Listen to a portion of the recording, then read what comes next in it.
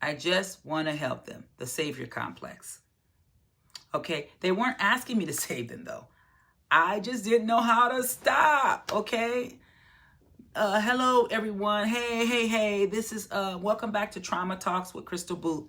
I'm your trauma therapist, coach, and founder of Wings of the Future. And today we're going to talk about something different that many of you can possibly relate to, especially those who are in caregiver roles or leadership roles or entrepreneurs. You might identify with this in my story today. Okay, it's about a client I once had. Okay, let me tell you the truth. Okay, every call with them felt like an emotional marathon, bar none.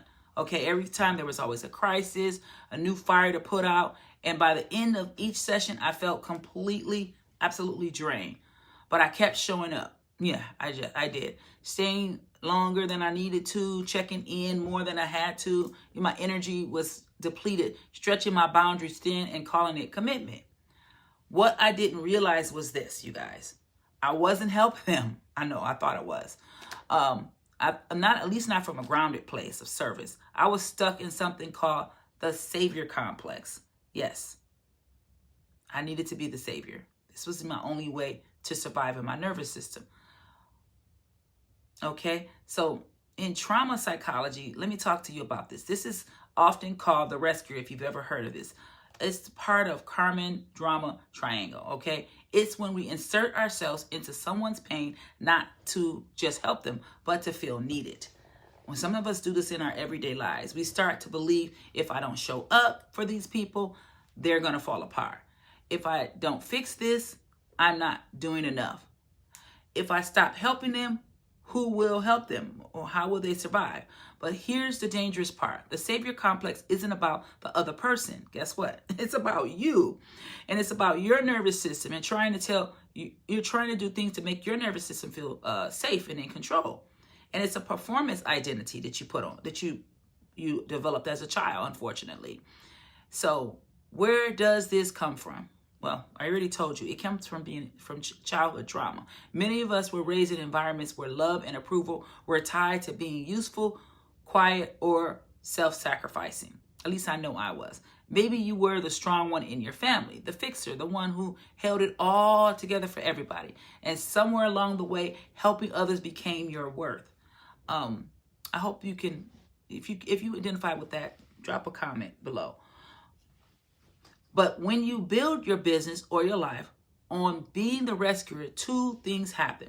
You start to attract people who expect you to carry them. Yeah. You lose touch of your own emotional needs. That's not good. You cannot lose touch of yourself. You cannot disassociate from yourself. It's very, very painful to feel that, but it's better to be connected.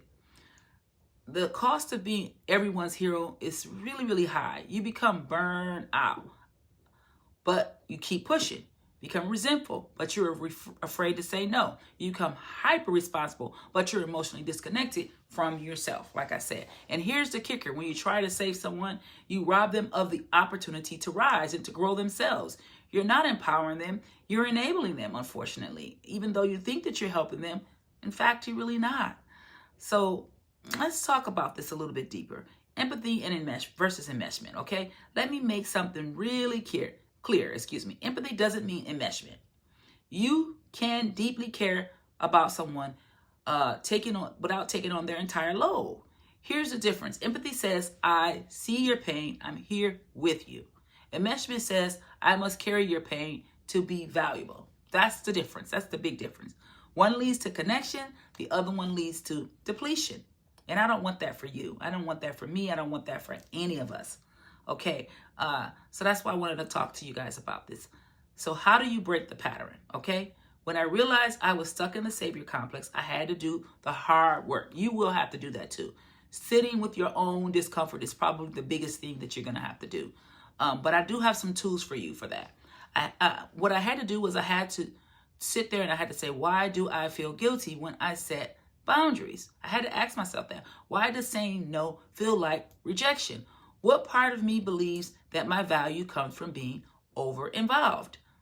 And I started practicing, self-empathy. Instead of judging myself for being exhausted, I asked, what am I afraid will happen if I stop, if I stop saving people or stop saving this person? And the answer was, I was afraid I wouldn't be enough without my role as the helper. Okay? But healing taught me this. I am enough, rested, regulated, and rooted. Not because I fix everyone, but because I show up in integrity with myself first. Okay? And I work from there. Okay? So let's close this out today, you guys. If this resonates with you, I want to leave you with this thought. Okay? I just want to leave you with this thought. You can support someone without saving them. Okay? That's the work that God has for them to do. You can walk beside someone without carrying their entire story in their entire life. You can lead, love, and serve from a place of wholeness, not depletion. Okay? Let the people you help meet them where they are. Okay? Strong, centered, and safe inside of yourself. Okay? And if you're tired of rescuing and ready to reclaim your energy, drop a comment, okay, below, or DM me with the word breathe. Okay? And I'll send you guys a free self-empathy journaling prompt to help you unpack this whole thing that we're talking about today. Okay? So until next time, take care of your nervous system, honor your story, and remember, healing doesn't require you to be a hero. Okay? All right. See you guys next time. Go ahead, if you haven't already, go ahead and subscribe to Trauma Talks with Krystal Boothe, because your healing is going to start here, and you guys are going to really enjoy these episodes.